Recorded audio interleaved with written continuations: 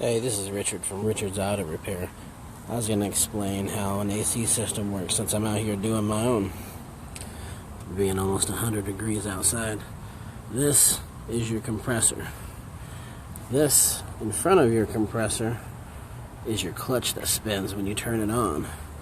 This is your 12-volt source that turns on the clutch when you command it from inside the vehicle on your dash.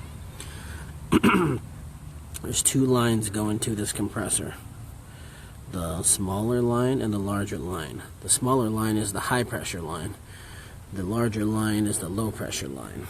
The high pressure line comes around down here, connects into the top of your condenser. That's the high pressure side of your system. Comes out. Then there's your high side.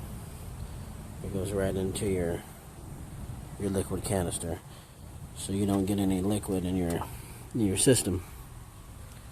Over here is where you actually put in the refrigerant into the low side, the larger line. And it moseys on over here. And there's a little T over here that connects the front and the rear AC. Also your auxiliary pump for your rear heat. But this goes, it terminates right here. There's a spring fitting. There's a spring fitting down there as well. Right there. And this whole T goes down. There's a small tube coming off the expansion valve. You see right there? Goes down, comes under, and it comes to the other side of your canister. Accumulator, filter dryer, different cars, different things, same part. And then that goes down there.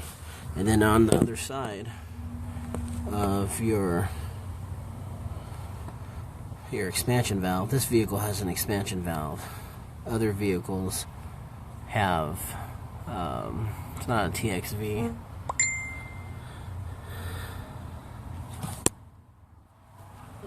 Oops, I almost dropped it. Someone chimed in. It's an orifice tube. Either you have an expansion valve or an orifice tube system. One or the other. You never have both. You either have an orifice tube, usually in the hot line right there. You pull that connector off, uncharged of course, or you're going to be in bad shape. You might go blind. There's going to be a lot of refrigerant coming out this. This is 46 ounces. You don't want that in your face. Also illegal. Someone could turn you in for $10,000. A lot of people would turn me in for $10,000. Keeping it real. And anyway, expansion valve. There's one in the front and one in the rear. They're always on the back of your evaporator. There's my front expansion valve. Right there. On the other side, directly on the other side, there's the evaporator. How that works is there's this little squib of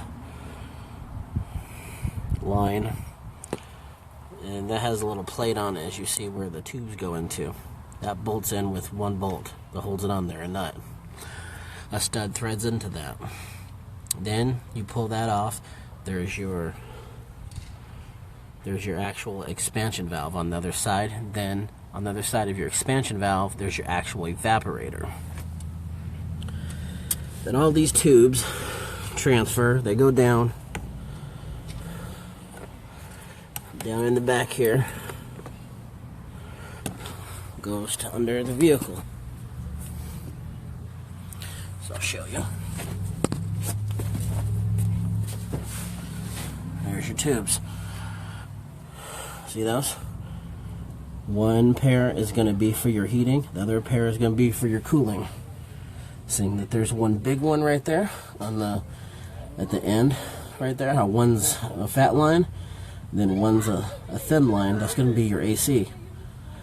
The lines that are the same size are going to be for your heating, for your heat in the back of the vehicle. So that's how you can tell which are which. I'll go towards more of the back of the vehicle where I can show you more.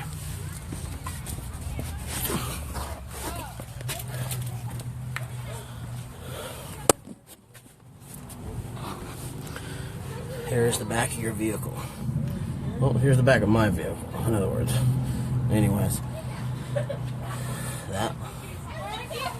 those lines right there, that goes to your evaporator. The thin line and the skinny line.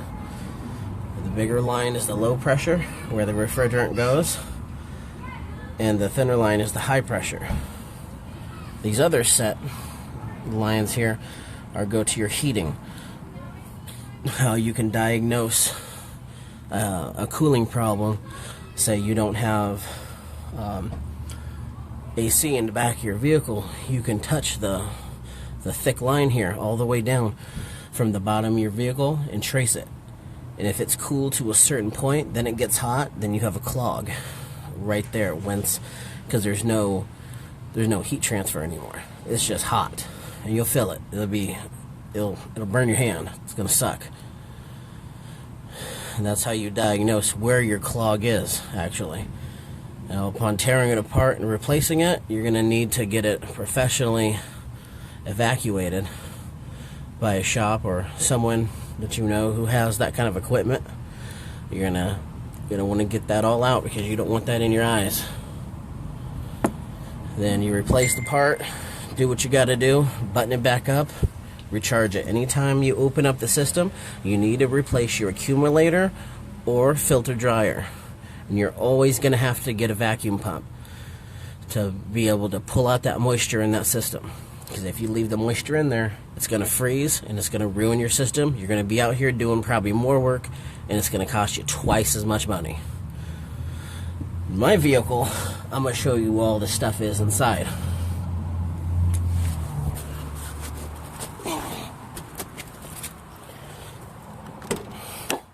Pop the hatch, and it's all back behind this quarter panel here. That's where all my stuff is located. I haven't torn this apart yet. And that's where everything is. There's going to be a big heater box full of stuff. There's going to be a blower motor. There's going to be a rear heater core and a rear evaporator. Rear expansion valve, everything. It's going to be on that nut I showed you on the bottom. So I hope that helps somebody. So, thanks for watching.